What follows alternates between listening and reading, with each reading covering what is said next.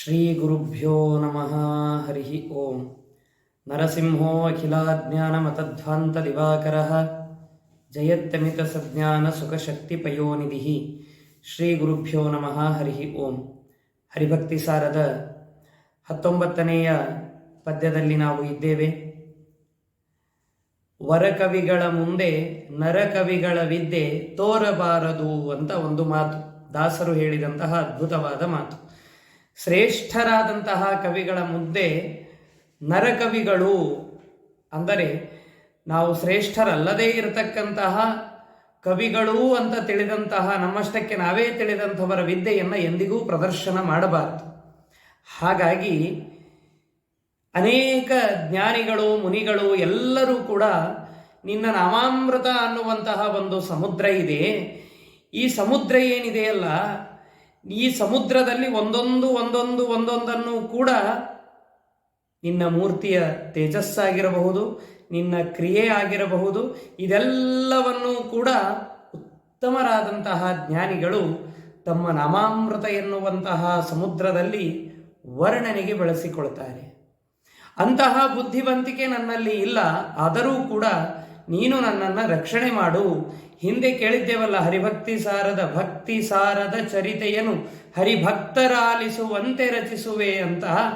ಆ ಹರಿಭಕ್ತಿ ಸಾರದ ರಚನೆಯನ್ನ ನಾನು ಮಾಡ್ತಾ ಇದ್ದದ್ದು ಉತ್ತಮರಾದಂತಹ ಕವಿಗಳಂತೆ ನನಗೆ ಕವಿತ್ವವೂ ಇಲ್ಲ, ಏನೂ ಇಲ್ಲ. ಆದರೂ ಕೂಡ ನಾನು ಯಾಕೆ ಇದನ್ನು ರಚನೆ ಮಾಡ್ತಾ ಇದ್ದೇನೆ ಅಂತ ಕೇಳಿದರೆ, ನನ್ನ ಏನೋ ಅಲ್ಪ ಸ್ವಲ್ಪವಾದ ಮಂಗಲಮಯವಾದ ಬುದ್ಧಿ ಇದೆಯಲ್ಲ, ಈ ಬುದ್ಧಿಯನ್ನು ಹೀಗೇ ಇಟ್ಟು ರಕ್ಷಣೆ ಮಾಡು ಅನ್ನುವುದಕ್ಕಾಗಿ ಈ ಅದ್ಭುತವಾದ ಪದ್ಯಗಳ ಮಾಲಿಕೆಯನ್ನು ನಾನು ರಚನೆ ಮಾಡ್ತಾ ಇದ್ದೇನೆ ಅನ್ನುವ ಒಂದು ವಿಶೇಷವಾದಂತಹ ವಿನಯವನ್ನು ಕನಕದಾಸರು ಇಲ್ಲಿ ತೋರಿಸ್ತಾ ಇದ್ದಾರೆ. ನಳಿನಲೋಚನ ನಿಮ್ಮ ಮೂರ್ತಿಯ ಕಳೆ ಬೆಳಗುತ್ತಿದೆ ಲಹರಿಯಲ್ಲಿ, ಭೂತಳದೊಳಚ್ಚರಿಯಾದ ನಾಮ ಮೃತ ಸಮುದ್ರದಲ್ಲಿ. ಬಳಸುವರು ಸತ್ಕವಿಗಳವರ ಗಳಿಕೆ ಎನಗಿನಿತಿಲ್ಲ ಸನ್ಮತಿಗಳಿಗೆ, ಮಂಗಳವಿತ್ತು ರಕ್ಷಿಸೋ ನಮ್ಮ ನನವರತ. ಪುಂಡರೀಕಾಕ್ಷನಾದಂತಹ ಭಗವಂತ, ಕಮಲದಂತೆ ಕಣ್ಣೈದಿಲೆಯಂತೆ ಕಣ್ಣುಗಳುಳ್ಳಂತಹ ಮಹಾನುಭಾವ, ನಿನ್ನ ಮೂರ್ತಿಯ ತೇಜಸ್ಸು ಎಲ್ಲ ಕಡೆಗಳಲ್ಲಿ ಬೆಳಗ್ತಾ ಇದೆ. ಆ ಮೂರ್ತಿಯ ತೇಜಸ್ಸು ನನ್ನ ಮನಸ್ಸಿನಲ್ಲಿಯೂ ಗಟ್ಟಿಯಾಗಿದೆ.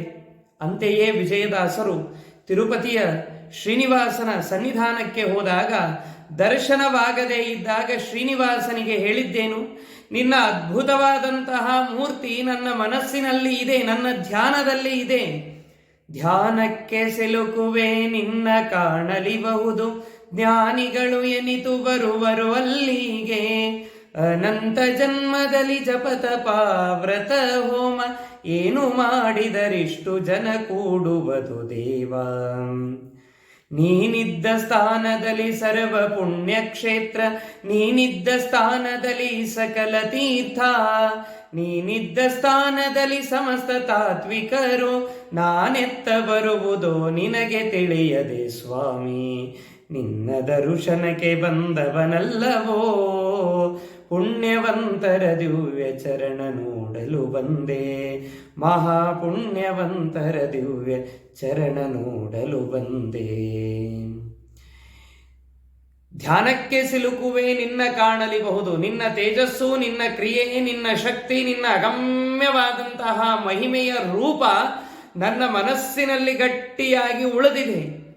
ಇದು ಎಂದಿಗೂ ಕೂಡ ಇಡೀ ಭೂಮಿಯಲ್ಲಿ ಯಾರಿಗೂ ಬರದೇ ಇರುವಂತಹ ಅದ್ಭುತವಾದಂತಹ ನಿನ್ನ ರೂಪ. ನಮ್ಮ ರೂಪ ಬರ್ತಾ ಬರ್ತಾ ಕುಂದುತ್ತಾ ಹೋಗ್ತದೆ. ಪುಟ್ಟ ಶಿಶುವಾಗಿದ್ದಾಗ ಇರುವ ರೂಪ ಬೇರೆ, ಸ್ವಲ್ಪ ಬೆಳೆದಾಗ ಬರುವ ರೂಪ ಬೇರೆ, ಯೌವನಕ್ಕೆ ಬರುವಂತಹ ರೂಪ ಬೇರೆ, ವೃದ್ಧಾಪ್ಯಕ್ಕೆ ಬರುವಂತಹ ರೂಪ ಬೇರೆ. ಆದರೆ ಶಶ್ವದೇಕ ಪ್ರಕಾರನಾಗಿ ಇರುವಂತಹ ಮಹಾನುಭಾವ ಒಬ್ಬನೇ. ಯಾಕೆ? ಅವನಿಗೆ ಮುಪ್ಪಿಲ್ಲ, ಬಾಲ್ಯ ಇಲ್ಲ, ಯಾವುದೂ ಇಲ್ಲ, ಕೇವಲ ಯೌವನಾವಸ್ಥೆಯಲ್ಲಿ ಇರುವಂತಹ ಮಹಾನುಭಾವ. 16ರಿಂದ 18 ಪ್ರಾಯದವ ಹೇಗಿರಬೇಕು ಹಾಗೆ ಇರುವಂತಹ ಮಹಾನುಭಾವ ನಮ್ಮ ಭಗವಂತ. ಅಂದ ಮೇಲೆ ಆ ಭೂಮಿಯಲ್ಲಿ ಆಶ್ಚರ್ಯವನಿಸುವಂತಹ ಭೂತಳದೊಳಚ್ಚರಿಯಾದ ಅಂತಹ ಅದ್ಭುತವಾದ ರೂಪ ನಿನ್ನದು. ಉತ್ತಮ ಜ್ಞಾನಿಗಳು ಅಂತ ಏನಿದ್ದಾರಲ್ಲ, ಸತ್ಕವಿಗಳು ಅಂತ, ಅಂತಹ ಸತ್ಕವಿಗಳು ಆ ನಿನ್ನ ತೇಜಸ್ಸನ್ನ, ಆ ನಿನ್ನ ರೂಪವನ್ನ, ಆ ನಿನ್ನ ಎಲ್ಲ ರೀತಿಯಾದ ಮಹಿಮೆಯನ್ನ, ವೈಭವವನ್ನ ಹೊಗಳಲಿಕ್ಕೆ ಬಳಸ್ತಾರೋ ಅದನ್ನ ನಾಮಾಮೃತ ಸಮುದ್ರದಲ್ಲಿ, ನಿನ್ನ ಅದ್ಭುತವಾದ ನಾಮಾಮೃತವು ಅಂತ ಏನಿದೆಯಲ್ಲ ಆ ನಾಮಾಮೃತದ ಸಮುದ್ರದಲ್ಲಿ ವರ್ಣನೆಗೆ ಅಂತ ಬಳಸ್ತಾರಂತೆ ನಿನ್ನ ಅದ್ಭುತವಾದ ಮೂರ್ತಿಯನ್ನ, ತೇಜಸ್ಸನ್ನ, ಆ ಯಾವ ಶಕ್ತಿಯನ್ನ. ನೋಡಿ, ಜೀವನದಲ್ಲಿ ನಮ್ಮ ರೂಪ ಯೌವನಕ್ಕೆ ಮಾತ್ರ ಸೀಮಿತ. ವೃದ್ಧಾಪ್ಯಕ್ಕೆ ಬಂದಾಗ ನಮ್ಮ ರೂಪ ಉಪಯೋಗವೇ ಇಲ್ಲ. ಬಾಲ್ಯಾವಸ್ಥೆಗೂ ನಮ್ಮ ರೂಪ ಎಲ್ಲಿ, ಅದಕ್ಕೆ ಚಂದದ ಕೂಸ ಅನ್ಲಿಕ್ಕೆ ಅಷ್ಟೇ ಹೊರತು ಇನ್ಯಾವುದಕ್ಕೂ ಪ್ರಯೋಜನ ಇಲ್ಲ. ಪ್ರಜಾ ಸಂತತಿಗೆ ಬೇಕಾದಂತಹ ರೂಪ ಇರುವುದು ಕೇವಲ ಯೌವನದಲ್ಲಿ ಮಾತ್ರ. ಪ್ರಜಾತಂತು ಮಾ ವ್ಯವತ್ಸೇತ್ಸೀಹಿ ಅಂತ ವೇದ ಹೇಳುತ್ತದೆ. ಆ ರೂಪ ಇರುವುದು ಕೇವಲ ಯೌವನಕ್ಕೆ ಮಾತ್ರ ಹೊರತು ಉಳಿದ 2 ಅವಸ್ಥೆಗಳಲ್ಲಿ ಇಲ್ಲ. ಆದರೆ ಭಗವಂತನಿಗೆ 3 ಅವಸ್ಥೆಗಳು ಇಲ್ವೇ ಇಲ್ಲ, ಒಂದೇ ಒಂದು ಅವಸ್ಥೆ. ಆ ಅವಸ್ಥೆ ಇದ್ದರೂ ಇಡೀ ಬ್ರಹ್ಮಾಂಡದ ಸೃಷ್ಟಿ ಕೇವಲ ತನ್ನ ಅವಯವದಿಂದ ಮಾಡುವ ಮಹಾನುಭಾವ. ಆಗಲೂ ಇನ್ನೊಂದು ರೂಪದ ಅಪೇಕ್ಷೆ ಭಗವಂತನಿಗೆ ಇಲ್ಲ. ಅಂದರೆ ಇನ್ನೊಬ್ಬರ ರೂಪದ ಅಪೇಕ್ಷೆ ಭಗವಂತನಿಗೆ ಇಲ್ಲ. ಎಷ್ಟೋ ಅದ್ಭುತ! ಈ ಎಲ್ಲ ನಿನ್ನ ತೇಜಸ್ಸು, ಈ ವೈಭವ ಏನಿದೆಯಲ್ಲ, ಇದನ್ನು ಹೊಗಳಲಿಕ್ಕೆ ಬಯಸ್ತಾರೋ. ಯಾಕೆ? ಶಂಖ ಚಕ್ರ ಗದಾ ಪದ್ಮ ಅಂಕಿತ ಪಾದವಾ. ನೋಡಿ, ಕೇವಲ ಒಂದು ಪಾದವನ್ನ ಎಷ್ಟು ಶ್ರೀಪಾದರಾಜರು ಅದ್ಭುತವಾಗಿ ವರ್ಣನೆ ಮಾಡ್ತಾರೆ. ಅದೇ ಆ ದೇವರು ಹಾಕಿಕೊಂಡಂತಹ ಯಾವ ಬಟ್ಟೆಯನ್ನ ಹೇಗೆ ವರ್ಣನೆ ಮಾಡ್ತಾರೆ?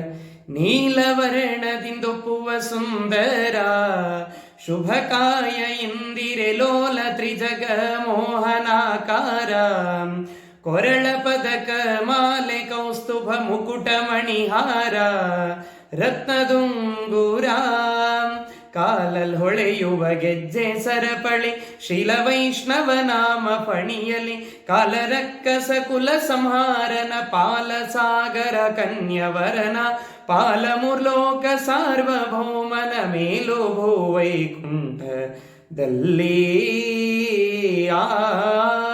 ಹುಟ್ಟದು ಕುಲ ಶಲ್ಲೆ ಜರತಾರ ಕೈಯಲ್ಲಿ ಕಂಕಣ ಪಟ್ಟ ರತ್ನದ ನಡುವುಗಿಡಿದಾರ ವರ್ಣಿಸುವರಾರೋ ಸೃಷ್ಟಿಯೊಳಗಿತ ಮೀರಿದವತಾರ ದಿನಕೋಟಿ ಪ್ರಭಾಕರ.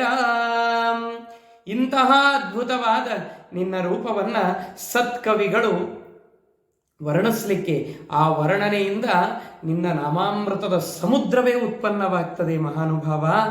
ಅಂತಹ ಅದ್ಭುತವಾದಂತಹ ನಿನ್ನ ನಾಮಾಮೃತ, ಅವರ ಹಿರಿಮೆ ನಿನ್ನ ನಾಮದ ಹಿರಿಮೆ ಅಲ್ಲ, ನಿನ್ನನ್ನು ನೆನೆಸುವಂಥವರ ನಾಮದ ಹಿರಿಮೆ ಅಲ್ಲ, ನಿನ್ನನ್ನು ನೆನೆಸುವಂಥವರು ಯಾರಿದ್ದಾರಲ್ಲ ಅವರ ಹಿರಿಮೆಯೇ ನನಗೆ ಗೊತ್ತಿಲ್ಲ ಅಂದಾಗ ನಿನ್ನ ಹಿರಿಮೆ ಪೂರ್ಣವಾಗಿ ತಿಳಿಯಲಿಕ್ಕೆ ಹೇಗೆ ಸಾಧ್ಯ ಸ್ವಾಮಿ? ಅದಕ್ಕಾಗಿ ಏನು ಒಂದು ಉತ್ತಮವಾದ ಮತಿಯನ್ನ ಕೊಟ್ಟಿದ್ದೀಯಲ್ಲ, ಆ ಮತಿಯನ್ನ ಕೊಟ್ಟಿದ್ದಕ್ಕೆ ನಿನಗೆ ಅನುಗ್ರಹ. ನಿನ್ನ ಅನುಗ್ರಹ ನನ್ನ ಮೇಲೆ ಆಗಲಿ. ನಿನಗೆ ಅನುಗ್ರಹ ಯಾರದೂ ಇಲ್ಲ, ನಿನ್ನ ಅನುಗ್ರಹ ಎಲ್ಲರಿಗೂ ಬೇಕಾಗಿದೆ. ಅದಕ್ಕಾಗಿ ಈ ಹರಿಭಕ್ತಿ ಸಾರ ಅನ್ನುವಂತಹ ಗ್ರಂಥವನ್ನ ರಚನೆ ಮಾಡಲಿಕ್ಕೆ ಈ ಬುದ್ಧಿಯನ್ನ ಕೊಟ್ಟಿದ್ದೀಯಲ್ಲ ಸ್ವಾಮಿ, ಅದಕ್ಕೆ ನಿನಗೆ ನಮಸ್ಕಾರ. ಈ ಸನ್ಮತಿಗಳಿಗೆ ಮಂಗಳವಿತ್ತು. ಈ ರಚನೆ ಮಾಡಬೇಕು ಅನ್ನುವ ಬುದ್ಧಿ ಕೊಟ್ಟಿದ್ದಕ್ಕೆ, ಆ ಬುದ್ಧಿ ಇದೆಯಲ್ಲ, ಆ ಬುದ್ಧಿಗೆ ಮಂಗಳವನ್ನೇ ಕೊಡು. ಎಲ್ಲಿಯೂ ತೊಂದರೆಯಾಗುವಂತೆ, ಗ್ರಂಥ ನಿಲ್ಲುವಂತೆ ಮಾಡಬೇಡ, ನಿರಂತರದಲ್ಲಿ ಅದು ಸಾಗುವಂತೆ ಮಾಡು ಅನ್ನುವ ಪ್ರಾರ್ಥನೆಯನ್ನ ಕನಕದಾಸರು ಮಾಡ್ತಾ ಇದ್ದಾರೆ. ಒಂದೊಂದು ಪದದ ಅರ್ಥವನ್ನ ನೋಡುವುದಾದರೆ, ನಳಿನ ಲೋಚನ, ನಳಿನ ಲೋಚನ ಅಂತಂದರೆ ಪುಂಡರೀಕಾಕ್ಷ. ಅಕ್ಷ ಅಂದರೆ ಕಣ್ಣುಗಳು, ಲೋಚನ ಅಂದರೆ ಕಣ್ಣುಗಳು. ಹೀಗಾಗಿ ಪುಂಡರೀಕಾಕ್ಷನಾದಂತಹ ಭಗವಂತ, ನೀನು ನನ್ನನ್ನು ನೋಡು. ಯಾಕೆ? ಭಗವಂತನ ದೃಷ್ಟಿ ನನ್ನ ಮೇಲೆ ಬಿತ್ತು ಅಂತಂದರೆ ಮುಗದೇ ಹೋಯಿತು. ಇನ್ನು ಯಾರ ದೃಷ್ಟಿಗೂ ಕೂಡ, ಯಾರ ದೃಷ್ಟಿಯ ಅವಶ್ಯಕತೆಯೂ ನಮಗೆ ಬೇಡ, ಭಗವಂತನ ದೃಷ್ಟಿ ಒಂದೇ ಸಾಕು ನೋಡಿ. ಅದಕ್ಕೆ ಪ್ರಸನ್ನ ವೆಂಕಟದಾಸರು ಅದಕ್ಕೆ ಅಂತಾರೆ, ನಿನ್ನ ಸುಗುಣಗಳ ನಂಬುಗೆ ಎನಗಿಲ್ಲ, ನಿನ್ನ ಪಾದವೇ ಗತಿಯೋ, ನಿನ್ನ ಪಾದವೇ ಗತಿಯೋ, ಇನ್ನಾದರೂ ಕಡೆಗಣ್ಣಲಿ ನೋಡದೆ ಮನ್ನಿಸಿ ಕಾಯೋ ಪ್ರಸನ್ನ ವೆಂಕಟ ಕೃಷ್ಣ, ದಡ ಸೇರಿಸೋ ಭವದ ಕಡಲಿನ. ಹಾಗಾಗಿ ಅಂತಹ ಭಗವಂತನ ವಿಶಿಷ್ಟವಾದ ಲಕ್ಷಣಗಳಲ್ಲಿ ಪುಂಡರೀಕಾಕ್ಷ ಅನ್ನುವುದು ಒಂದು ಲಕ್ಷಣ. ಕಮಲ ಎಷ್ಟು ಮೃದುವಾಗಿ ಇರ್ತದೆ, ಎಷ್ಟು ಮನೋಹರವಾಗಿ ಇರ್ತದೆ, ಅಷ್ಟು ಮೃದುವಾದ, ಅಷ್ಟು ಮನೋಹರವಾದ ದೃಷ್ಟಿ ನನ್ನ ಮೇಲೆ ಬೀಳಲಿ ಸ್ವಾಮಿ. ನಿನ್ನ ಮನೋಹರವಾದ ದೃಷ್ಟಿ ಬಿತ್ತು ಅನ್ನುವುದಾದರೆ ಯಾವುದಕ್ಕೂ ಕೊರತೆ ಆಗುವುದಿಲ್ಲ. ಈ ವಿಶೇಷವಾದಂತಹ ನಿನ್ನ ನೋಟ ಏನಿದೆಯಲ್ಲ, ನಿನ್ನ ನೋಟದಿಂದಲೇ ಇಂತಹ ಅದ್ಭುತವಾದ ಗ್ರಂಥದ ರಚನೆ ಮಾಡಲಿಕ್ಕೆ ನಿನ್ನ ಅನುಗ್ರಹದ ನೋಟ ಸಾಕು. ಅದಕ್ಕಾಗಿ ನಳಿನ ಲೋಚನ ನಿಮ್ಮ ಮೂರ್ತಿಯ ಅಂತ ಹೇಳ್ತು. ಕಳೆ ಬೆಳಗುತ್ತಿದೆ. ಧ್ಯಾನವನ್ನ ಮಾಡ್ತಾ ಇರ್ತೇವೆ. ಗಾಯತ್ರಿ ಜಪವನ್ನು, ನಾರಾಯಣ ಅಷ್ಟಾಕ್ಷರವನ್ನು, ವಾಸುದೇವ ದ್ವಾದಶಾಕ್ಷರವನ್ನು, ಅಥವಾ ಷಡಕ್ಷರ ಕೃಷ್ಣ ಮಂತ್ರವನ್ನು, ಷಡಕ್ಷರ ವಿಷ್ಣು ಮಂತ್ರವನ್ನು, ವೇದವ್ಯಾಸ ಮಂತ್ರವನ್ನು, ಅಥವಾ ಭೂವರಾಹ ಮಂತ್ರವನ್ನು, ನರಸಿಂಹ ಮಂತ್ರವನ್ನು ಧ್ಯಾನ ಮಾಡ್ತಾ ಇರ್ತೇವೆ, ಜಪ ಮಾಡ್ತಾ ಇರ್ತೇವೆ. ಅನೇಕ ಫೋಟೋಗಳಲ್ಲಿ, ಅನೇಕ ದೇವಸ್ಥಾನಗಳಲ್ಲಿ, ಅನೇಕ ಕಡೆಗಳಲ್ಲಿ ದೇವರ ಮೂರ್ತಿಯನ್ನು ನೋಡಿ ಬಂದಿರ್ತೇವೆ. ಆದರೆ ಧ್ಯಾನವನ್ನು ಮಾಡ್ತಾ ಮಾಡ್ತಾ ಧ್ಯಾನದಲ್ಲಿ ಹೇಳಿರ್ತಕ್ಕಂತಹ ಲಕ್ಷಣಗಳ ಚಿಂತನೆಯನ್ನ ಮಾಡ್ತಾ ನಾವು ಕಣ್ಣು ಮುಚ್ಚಿದಾಗ ಹೃದಯದಲ್ಲಿ ಮೂಡುವಂತಹ ಅದ್ಭುತವಾದ ಮೂರ್ತಿ ಏನಿದೆ, ಈ ಮೂರ್ತಿ ಯಾವ ಭೂಮಿಯ ಮೇಲೆ ಯಾವ ಸಂದರ್ಭದಲ್ಲೂ ಸಿಗೋದಿಲ್ಲ. ಅದು ಕೇವಲ ಧ್ಯಾನದ ಮೂರ್ತಿ. ಅದಕ್ಕೆ ದಾಸರಂದಿದ್ದು, ನಾನಿನ್ನ ಧ್ಯಾನದೊಳಿರಲು ಮಿಕ್ಕ ಹೀನ ಮಾನವರೇನು ಮಾಡುವರಯ್ಯ, ನಾನಿನ್ನ ಧ್ಯಾನದೊಳಿರಲು. ಹಾಗಾಗಿ ಈ ಧ್ಯಾನವನ್ನು ಮಾಡಬೇಕು. ಪುಟ್ಟ ವಯಸ್ಸಿನಿಂದಲೇನೆ ಧ್ಯಾನದ ಪರಿಕಲ್ಪನೆಯನ್ನ ನಾವು ಪಡೆಯಬೇಕು. ಅಲ್ಲಿ ಏನು ಭಗವಂತನ ರೂಪ ಕಾಣುತ್ತೇವಲ್ಲ, ಅದು ವಿಶಿಷ್ಟವಾದಂತಹ ಭಗವಂತನ ರೂಪ. ಅದು ಎಲ್ಲಿಯೂ ಕಾಣಲಿಕ್ಕೆ ಸಾಧ್ಯ ಇಲ್ಲ. ಅಂತಹ ಅಚ್ಚರಿಯಾದಂತಹ ರೂಪ. ಆಗಲೇ ಪುರಂದರದಾಸರಂದಿದ್ದು, ಕೇವಲ ಏನೋ ಮೂರ್ತಿಯನ್ನು, ಹೊರಗಡೆ ಇರುವ ಮೂರ್ತಿಯನ್ನೋ, ದೇವಸ್ಥಾನದ ಮೂರ್ತಿಯನ್ನೋ, ಫೋಟೋದಲ್ಲಿರುವ ಮೂರ್ತಿಯನ್ನೋ ಕಂಡು ಹೊಗಳಿದ್ದಲ್ಲ ಪುರಂದರದಾಸರು. ಮನಸ್ಸಿನಲ್ಲಿರುವ ಏನು ಧ್ಯಾನದ ಸಂದರ್ಭದಲ್ಲಿ ಮೂಡುವ ಮೂರ್ತಿ ಏನಿದೆಯಲ್ಲ, ಅದನ್ನು ಕಂಡು ಹೊಗಳಿದ್ದು. ಈ ಪರಿಯ ಸೊಬಗಾವ ದೇವರಲ್ಲಿ ನಾ ಕಾಣೆ. ಇಂತಹ ಸೊಬಗು ಯಾವ ದೇವರಲ್ಲಿ ಕಾಣಲಿಕ್ಕೆ ಸಾಧ್ಯ ಇದೆ ಹೇಳಿ? ಯಾವ ದೇವರಿಗೆ ಈ ವೈಭವವು ನಾ ಕಾಣೆ? ರಾವಣಾಂತಕ ಸ್ವಾಮಿ ಶ್ರೀ ಪುರಂದರ ವಿಠಲ, ರಾವಣಾಂತಕ ಸ್ವಾಮಿ ಶ್ರೀ ಪುರಂದರ ವಿಠಲ.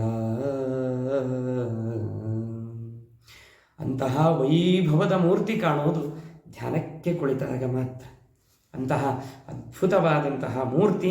ಜ್ಞಾನಿಗಳು ಭಗವಂತನ ಮಹಿಮೆಯನ್ನು ಅನೇಕ ಬಗೆಯ ನಾಮಗಳನ್ನು ವರ್ಣಿಸ್ತಾ ಇರ್ತಾರೆ. ಅಂತಹ ಬುದ್ಧಿ ನನಗಿಲ್ಲ.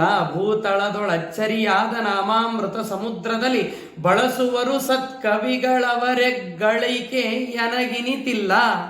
ಆ ಸತ್ಕವಿಗಳು ಏನು ನಿನ್ನ ನಾಮಗಳ ಮಹಿಮೆಯನ್ನ ಹೇಳ್ತಾ ಇರ್ತಾರೆ, ನಿನ್ನ ನಾಮಗಳು ಅನಂತ ಅಂತ ತಿಳಿಸ್ತಾ ಇದ್ದಾರೆ. ಒಂದೋ ಅಚ್ಯುತ, ಅನಂತ, ಗೋವಿಂದ, ಮಧುಸೂದನ, ನಾರಾಯಣ, ಕೃಷ್ಣ, ಮಧುಕೈಟಭ, ಇಷ್ಟೇ ನಾಮವನ್ನು ನಾವು ನೆನೆಸಬಹುದು. ಆದರೆ ಸತ್ಕವಿಗಳೇನಿದ್ದಾರಲ್ಲ, ಅವರು ನಾಮಾಮೃತ, ಎಂತಹ ಅದ್ಭುತವಾದ ನಾಮಾಮೃತ ಅವರ ಬಾಯಿಯಲ್ಲಿ ಇರುತ್ತದೆ. ಅಂತಹ ಅನಂತ ನಾಮಗಳು ಸಾಗರವನ್ನೂ ಮೀರಿಸುವಂತಹ, ಸಾಗರಕ್ಕೆ ಒಂದು ಪರಿಮಿತಿ ಇದೆ, ಆದರೆ ನಿನ್ನ ನಾಮಗಳಿಗೆ ಪರಿಮಿತಿ ಇಲ್ಲ. ಅಪ್ರತಿಹತವಾದ, ಅಪ್ರತಿಮವಾದ ನಾಮಗಳ ಸಮುದ್ರ, ನಾಮಗಳ ಸಾಗರ ಅದು ನಿನ್ನದು ಸ್ವಾಮಿ. ಹೀಗಾಗಿ ಅನಂತ ಮಾತ್ರವಲ್ಲದೇನೆ ಗುಣದಲ್ಲಿಯೂ ಕೂಡ ಅನಂತನಾಗಿ ಇರುವಂತಹ ಮಹಾನುಭಾವ ನೀನು. ಅದಕ್ಕಾಗಿ ನಾಮಾಮೃತ ಸಮುದ್ರದಲ್ಲಿ ಅಮೃತ ಅಂತ ಯಾಕೆ ಸೇರಿಸಿದರು ಅಂದರೆ, ಕೇವಲ ನಾಮ ಅನ್ನುವ ಸಮುದ್ರ ಮಾತ್ರ ಇಲ್ಲ ಇವನದು. ಗುಣ ಸಮುದ್ರನೂ ಹೌದು, ಶಕ್ತಿ ಸಮುದ್ರನೂ ಹೌದು, ಏನು ಸಂತೋಷ ಸಮುದ್ರನೂ ಹೌದು. ಎಲ್ಲ ವಿಷಯಗಳಲ್ಲಿಯೂ ಕೂಡ ಸಮುದ್ರದಂತೆ ಇರುವಂತಹ ಮಹಾನುಭಾವ ಅನ್ನುವುದಕ್ಕಾಗಿ ಅಮೃತ ಸಮುದ್ರ. ನಮ್ಮ ಗುಣಗಳು ಅನೇಕ ಇರ್ತವೆ, ಆದರೆ ಅವು ಮೃತ. ಒಮ್ಮೆ ಇರ್ತವೆ, ಒಮ್ಮೆ ಹೋಗಿ ಬಿಡ್ತವೆ. ಹೌದಾ? ಬೆಳಗ್ಗೆ ಎದ್ದಾಗ ಒಳ್ಳೆಯ ಭಾವನೆಗಳು ಮೂಡುತ್ತದೆ. ಯಾವಾಗ ಮಧ್ಯಾಹ್ನಕ್ಕೆ ಇಳಿತಾ ಇರ್ತೇವೋ, ಆಹಾರ ಬಾಯಿಗೆ ಬೀಳ್ತಾ ಇರ್ತದೋ, ಆ ಒಳ್ಳೆಯ ಗುಣಗಳು ಮಾಯವಾಗ್ತಾ ಹೋಗ್ತದೆ. ಆದರೆ ಸಾಯದೇ ಇರುವ ಆನಂದ, ಸಾಯದೇ ಇರುವ ಗುಣ, ಸಾಯದೇ ಇರುವಂತಹ ತೇಜಸ್ಸು, ಸಾಯದೇ ಇರುವಂತಹ ಪ್ರೀತಿ, ಸಾಯದೇ ಇರುವಂತಹ ಓಜಸ್ಸು, ಇದೆಲ್ಲವೂ ಕೂಡ ಇರುವುದು ಭಗವಂತನಲ್ಲಿ ಮಾತ್ರ. ಅದಕ್ಕೆ ನಾಮಾಮೃತ ಅಂತ ಅಮೃತ ಅನ್ನುವ ಶಬ್ದವನ್ನ ಕನಕದಾಸರು ಬಳಸ್ತಾ ಇದ್ದದ್ದು. ಹೀಗಾಗಿ ಅತ್ಯಂತ ತಾರಕವಾದಂತಹ ನಾಮ, ತಾರಕವಾದಂತಹದ್ದು ಗುಣ ನಮ್ಮ ಸಂಸಾರಕ್ಕೆ. ಅದಕ್ಕಾಗಿ ನಾಮಾಮೃತ ಸಮುದ್ರದಲ್ಲಿ ಶ್ರೀಹರಿಯ ಮಹಿಮೆಯನ್ನ ಯಾರು ವರ್ಣಿಸ್ತಾ ಇರ್ತಾರಲ್ಲ ಅವರನ್ನ ಸತ್ಕವಿಗಳು ಅಂತ ಕರೀತಾರೆ. ಅದಕ್ಕೆ ವಾದಿರಾಜರನ್ನೋದು ದುರ್ಜನ ಸಂಗವ ಎಂದೆಂದಿಗೂ ಒಲ್ಲೆ, ಸಜ್ಜನ ವಿರಸಗಳ ಒಲ್ಲೆ ಒಲ್ಲೆನೋ ಸ್ವಾಮಿ, ಅರ್ಜುನ ಸಖ ನಿನ್ನ ಸೇವೆಯ ಬಿಡಲೊಲ್ಲೆ, ಅಬ್ಜ ಬಾಣನ ಮೇಳ ಒಲ್ಲೆ ಒಲ್ಲೆನೋ ಸ್ವಾಮಿ, ಒಲ್ಲೆ ದುರಿತಗಳ ನಾನೊಲ್ಲೆ ಹರಿಯೇ. ಹರಿನಾಮ ಸ್ಮರಣೆಯ ಮನದಿ ಬಿಟ್ಟಿರಲೊಲ್ಲೆ, ದುರ್ವಿಷಯದಿ ಹರುಷ ಒಲ್ಲೆ ಒಲ್ಲೆನೋ ಸ್ವಾಮಿ, ಕರುಣಿ ಹಯವದನ ಸೇವೆಯ ಬಿಡಲೊಲ್ಲೆ, ಹರಿಯೇ ನಿನಲ್ಲದ ಅನ್ಯ ದೈವವನೊಲ್ಲೆ, ಒಲ್ಲೆ ದುರಿತಗಳ ನಾನೊಲ್ಲೆ ಹರಿಯೇ. ಆ ನಿಟ್ಟಿನಲ್ಲಿ ಭಗವಂತನ ವರ್ಣನೆಯನ್ನ ಯಾರು ಮಾಡ್ತಾ ಇರ್ತಾರಲ್ಲ ಸದಾ ಕಾಲದಲ್ಲಿ, ವೇದಶಾಸ್ತ್ರ ವಿನೋದೇನ ಪ್ರೀಣಯನ್ ಪುರುಷೋತ್ತಮಂ ಅಂತ ಕೃಷ್ಣಾಮೃತ ಮಹಾರ್ಣವದಲ್ಲಿ ಏನು ಆಚಾರ್ಯರು ನಿರ್ಣಯವನ್ನ ಕೊಟ್ಟಿದ್ದಾರೆ, ಅದರಂತೆ ಬದುಕ್ತಾ ಇರುವವರು ಯಾರಿದ್ದಾರಲ್ಲ ಅವರನ್ನ ಸತ್ಕವಿಗಳು ಅಂತ ಕರೀತಾರೆ. ಯಾವಾಗಲೂ ಭಗವಂತನ ವರ್ಣನೆಯನ್ನು ಮಾತ್ರ ಮಾಡಬೇಕು, ನರರ ವರ್ಣನೆಯನ್ನ ಎಂದಿಗೂ ಮಾಡಬಾರದು. ಯಾರು ನರರ ವರ್ಣನೆಯನ್ನ ಸದಾ ಕಾಲದಲ್ಲಿ ಮಾಡ್ತಾ ಇರ್ತಾರಲ್ಲ ನೋಡಿ, ಅವನೇನೋ ಒಂದು ಪೆನ್ನು ಕೊಟ್ಟ ಅಂದಾಗ ಅವನಿಗೆ ಥ್ಯಾಂಕ್ಸ್ ಹೇಳ್ತೇವೆ. ಪೆನ್ನು ಕೊಡುವಂತೆ ಮನಸ್ಸು ಕೊಟ್ಟ ಭಗವಂತನಿಗೆ ಥ್ಯಾಂಕ್ಸ್ ಹೇಳಿದ್ದೇವ ಎಂದಾದರೂ? ಮದುವೆ ಆಗಿದೆ, ಹೆಂಡತಿ ಗಂಡನಿಗೆ ಹೇಳಿದಳು ಸ್ವಲ್ಪ ದಿನಗಳ ನಂತರದಲ್ಲಿ, ನನಗೊಂದು ಮುತ್ತಿನ ಮೂಗುತಿ ಬೇಕು, ಅದನ್ನು ಮಾಡಿಸಿಕೊಡಿ ಅಂತ. ಆಯಿತು ಅಂದ. ಹೊಸದಾಗಿ ಪಾಪ ಮದುವೆ ಆದರ ಹೊಸತರಲ್ಲಿ ಪ್ರೀತಿ ಜಾಸ್ತಿ ಇರ್ತದೆ ಅಲ್ವಾ, ಹೀಗಾಗಿ ಮಾಡಿಸಿಕೊಡ್ತೇನೆ ಅಂದ. ಸರಿ, ಒಂದು ಬಂಗಾರದ ಮುತ್ತಿನ ಮೂಗುತಿಯನ್ನ ಮಾಡಿಸಿಕೊಟ್ಟ. ಹೆಂಡತಿ ಹಾಕಿಕೊಂಡಳು. ಸುಮ್ಮನೆ ಇರುತ್ತಾ ಬಾಯಿ ಹಾಕಿಕೊಂಡಾಗ ಎಲ್ಲ ಕಡೆಗಳಲ್ಲೂ ಹೇಳ್ತಾ ಬಂದ್ಲು, ನನ್ನ ಗಂಡ ಮಾಡಿಸಿಕೊಟ್ಟಿದ್ದು 70,000 ಆಯಿತು, 80,000 ಆಯಿತು ಅಂತ ಎಲ್ಲ ಕಡೆಗಳಲ್ಲಿ ಹೇಳ್ತಾ ಬಂದ್ಲು. ಕೊನೆಗೆ ಒಬ್ಬ ವೃದ್ಧಳ ಹತ್ತಿರ ಬಂದ್ರಂತೆ. ಆಗ ವೃದ್ಧಳಿಗೆ ಹೇಳಿದಳಂತೆ, ನೋಡು, ನನ್ನ ಗಂಡ ಬಂಗಾರದ ಮುತ್ತಿನ ಮೂಗುತಿಯನ್ನ ಮಾಡಿಸಿಕೊಟ್ಟಿದ್ದಾನೆ, 70,000 80,000 ಅಂತ ಹೇಳಿದಳು. ಆಗ ವೃದ್ಧೆ ಹೇಳಿದಳಂತೆ, ಮೂಗುತಿ ಕೊಟ್ಟ ಗಂಡನನ್ನ ಮಾಡಿಸಿಕೊಟ್ಟ ಗಂಡನನ್ನ ನೆನೆಸ್ತಾ ಇದೆಯಲ್ಲ, ಇಷ್ಟೆಲ್ಲ ಹಾಕಿಕೊಳ್ಳಲಿಕ್ಕೆ ಮೂಗು ಕೊಟ್ಟ ಭಗವಂತನನ್ನ ನೆನೆಸಿದೆಯಾ? ಹಾಕಿಕೊಳ್ಳಲಿಕ್ಕೆ ಮೂಗೇ ಇಲ್ಲ ಅಂದ ಮೇಲೆ ಮೂಗುತಿಯನ್ನ ಎಲ್ಲಿ ಹಾಕ್ತಾ ಇದ್ದೆ? ಅದಕ್ಕೆ ಮೊದಲು ಮೂಗು ಕೊಟ್ಟ ಭಗವಂತನನ್ನ ನೆನೆಸು, ಆಮೇಲೆ ಮೂಗುತಿ ಕೊಟ್ಟ ಗಂಡನಲ್ಲಿಯೂ ಭಗವಂತನನ್ನ ಕಾಣು ಅನ್ನುವ ಅದ್ಭುತವಾದ ಸಂದೇಶ ಆ ವೃದ್ಧೆ ಅವಳಿಗೆ ನೀಡಿದಳಂತೆ. ಹಾಗೆ ಇನ್ನೊಬ್ಬರ ವರ್ಣನೆಯನ್ನ ಮಾಡುವುದರ ಬದಲು ನಿರಂತರದಲ್ಲಿ ದೇವರ ನಾಮದ ವರ್ಣನೆ ನಮ್ಮ ಬಾಯಿಯಲ್ಲಿ ಬರಬೇಕು. ಹರಿ ನಿರ್ಮಾಲ್ಯವ ಶಿರದಿ ಧರಿಸುತ್ತಿರು, ಹರಿ ನೈವೇದ್ಯವ ಭುಂಜಿಸುತ್ತಿರು, ನಿತ್ಯ ಇರಳು ಹಗಲು ಹರಿ ಸ್ಮರಣೆಯ ಬಿಡದಿರೋ, ದುರುಳರ ಕೂಡದಿರೋ ನೀ ದುರುಳರ ಕೂಡದಿರೋ, ಹರಿಪದ ತೀರಥ ನೇಮವ ಬಿಡದಿರೋ, ಹರಿಪರ ದೇವತೆಯಂದರು ಹುತ್ತಲಿರೋ, ಗುರುಮುಖದಿಂದ ಸಚ್ಛಾಸ್ತ್ರ ಪುರಾಣವ ನಿರುತದಿ ಕೇಳುತ್ತಿರೋ ಮನವೇ, ನಿರುತದಿ ಕೇಳುತ್ತಿರೋ ನಾರಾಯಣ ನೆನೆನೆ ಮನವೇ, ನಾರಾಯಣ ನೆನೆನೆ. ಆ ನಿಟ್ಟಿನಲ್ಲಿ ನಿರಂತರದಲ್ಲಿ ಭಗವಂತನ ಮಹಿಮೆಯನ್ನ ಹೊಗಳುವುದರಲ್ಲಿ ನಮ್ಮ ಬಾಯಿ ಇರಬೇಕು. ಘ್ರಾಣಂ ಭವತು ನಿರ್ಮಾಲ್ಯ, ಘ್ರಾಣನೇ ನಮನೇ ಶಿರಃ, ಪ್ರಾರ್ಥನಾ ದಶಕ ಸ್ತೋತ್ರದಲ್ಲಿ ವಾದಿರಾಜರಂತಾರೆ, ಕರೌ ತ್ವದರ್ಚನೆ ನಿತ್ಯಂ ಸುಖತೀರ್ಥಸ್ಯ ಲೇಖನೆ ತ್ವದಾಲಾಪೆ ತ್ವದೊಚ್ಚಿಷ್ಟ ಭೋಜನೆ ಕುರುಜಿಹ್ವಿಕಾಂ. ಭಗವಂತ, ನನ್ನ ಕೈಗಳನ್ನು ಕೊಟ್ಟಿದ್ದೀಯಲ್ಲ, ಈ ಕೈಗಳು ಎರಡಕ್ಕೆ ಮಾತ್ರ ಉಪಯೋಗವಾಗಲಿ. ಒಂದು, ನಿನ್ನ ಪೂಜೆಗಾಗಿ ಉಪಯೋಗವಾಗಲಿ. ನಿನ್ನ ಪೂಜೆ ಮುಗೀತಾ ಶ್ರೀಮದ್ ಆನಂದ ತೀರ್ಥ ಭಗವತ್ಪಾದಾಚಾರ್ಯರು ಏನು ಸರ್ವಮೂಲ ಗ್ರಂಥಗಳನ್ನು ನಮಗಾಗಿ ನೀಡಿದ್ದಾರೆ, ಆ ಗ್ರಂಥಗಳನ್ನು ಬರೆಯುವ ಸೌಭಾಗ್ಯ ನನ್ನ ಕೈಗೆ ಬರಲಿ. ದೇವ, ಬಾಯಿಯನ್ನು ಕೊಟ್ಟಿದ್ದೀಯಲ್ಲ, ಈ ಬಾಯಿ ಎರಡಕ್ಕೆ ಮಾತ್ರ ಉಪಯೋಗವಾಗಲಿ. ಒಂದು, ತ್ವದಾಲಾಪೆ ತ್ವದುಚ್ಚಿಷ್ಟ. ಒಂದು, ನಿನ್ನ ಉಚ್ಚಿಷ್ಟವನ್ನ, ನಿನ್ನ ಎಂಜಲವನ್ನ, ನಿನಗೆ ನಿವೇದಿತವಾದ ಅನ್ನವನ್ನ ತಿನ್ನುವಂತಹ ಸೌಭಾಗ್ಯ ನನ್ನ ಬಾಯಿಗೆ ಬರಲಿ. ತಿನ್ನೋದು ಮುಗೀತಾ ನಿನ್ನ ನಾಮಸ್ಮರಣೆ ಮಾಡುವಂತಹ ಸೌಭಾಗ್ಯ ಬಾಯಿಗೆ ಬರಲಿ. ನಿನ್ನನ್ನು ಹೊಗಳುವಂತಹ ಭಾಗ್ಯ ನನ್ನ ಬಾಯಿಗೆ ಬರಲಿ. ಅದಕ್ಕಾಗಿ ನಿನ್ನನ್ನೇ ಹೊಗಳಬೇಕು. ಅದಕ್ಕೆ ವಾದಿರಾಜರು ಕೊನೆಯಲ್ಲಿ ಹೇಳಿದ್ದೇನು, ವಾದಿರಾಜರ ಆರಾಧನೆಯ ಸಂದರ್ಭ ಅಲ್ವಾ, ಕೊನೆಯಲ್ಲಿ ವಾದಿರಾಜರು ಹೇಳಿದ್ದೇನು ಗೊತ್ತಾ?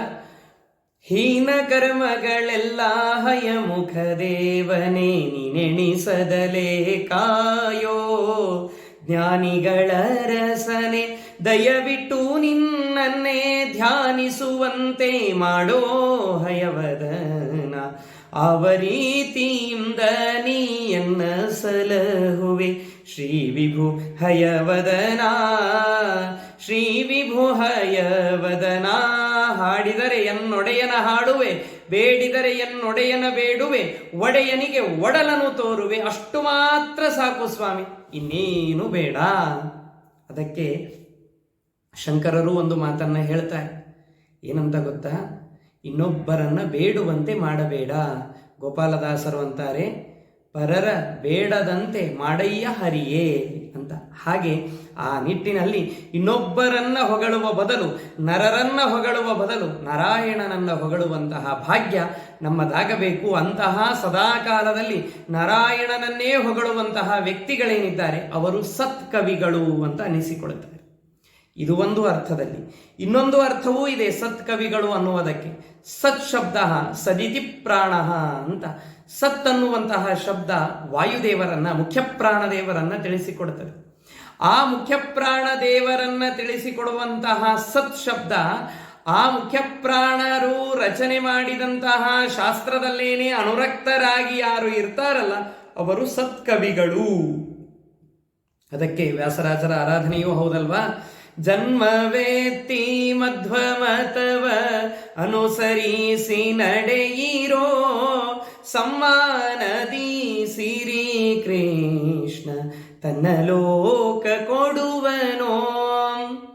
ಈ ಜೀವನ ಬಂದಿದೆ ಅಂತಂದಾಗ, ಈ ದೇಹ ಬಂದಿದೆ ಅಂದಾಗ ವಾಯುದೇವರ ಶಾಸ್ತ್ರವನ್ನ ನೆಚ್ಚಿ ಅದನ್ನ ನಂಬಿ ಅದನ್ನ ಅರ್ಥೈಸಿಕೊಂಡು ಬದುಕುವ ಭಾಗ್ಯ ನಮ್ಮದಾಗಬೇಕು.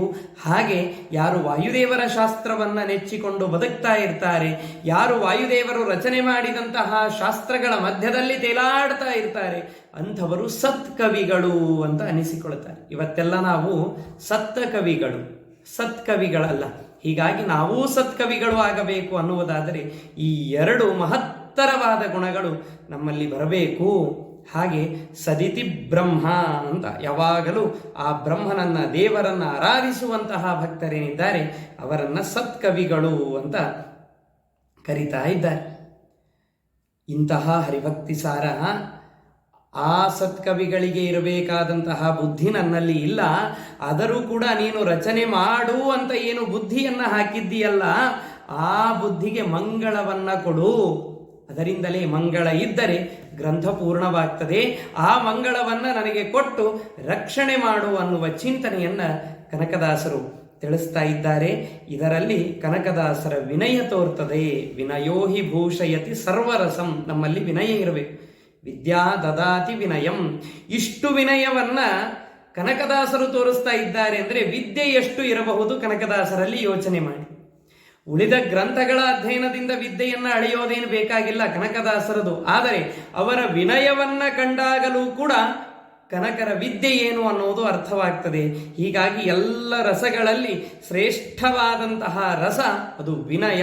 ವಿದ್ಯಾ ದದಾತಿ ವಿನಯಂ ವಿನಯಾದ್ಯಾತಿ ಪಾತ್ರತಾಂ. ಎಷ್ಟು ವಿನಯ ಇರ್ತದೋ ಅಷ್ಟು ಉತ್ತಮವಾದಂತಹ ಸ್ಥಾನ ಮಾನ ನಮಗೆ ದೊರೀತದೆ. ಅದಕ್ಕಾಗಿ ಆ ನಿಟ್ಟಿನಲ್ಲಿ ಇಂತಹ ಅದ್ಭುತವಾದಂತಹ ಗ್ರಂಥದ ರಚನೆಗೆ ಮತಿಯನ್ನ ಏನು ಕೊಟ್ಟಿದ್ದೀಯಲ್ಲ, ಈ ಮತಿಗೆ ಮಂಗಳವನ್ನ ಅಂದರೆ ರಕ್ಷಣೆಯನ್ನ ಕೊಟ್ಟು, ಮಂಗಳವನ್ನ ಕೊಟ್ಟು ನನ್ನನ್ನು ರಕ್ಷಣೆ ಮಾಡು ಅಂತಹ ಪ್ರಾರ್ಥನೆಯನ್ನ ಕನಕದಾಸರು ಮಾಡ್ತಾ ಇದ್ದಾರೆ. ನಳಿನಲೋಚನ ನಿಮ್ಮ ಮೂರ್ತಿಯ ಕಳಬೆಳಗುತ್ತಿದೆ ಲಹರಿಯಲ್ಲಿ ಭೂತಳದೊಳಚ್ಚರಿಯಾದ ನಾಮಾಮೃತ ಸಮುದ್ರದಲ್ಲಿ ಬಳಸುವರು ಸತ್ಕವಿಗಳವರಗಳಿಗೆಯನಗಿನಿತಿಲ್ಲ ಸನ್ಮತಿಗಳಿಗೆ ಮಂಗಳವಿತ್ತು ರಕ್ಷಿಸೋ ನಮ್ಮ ನನವರತ.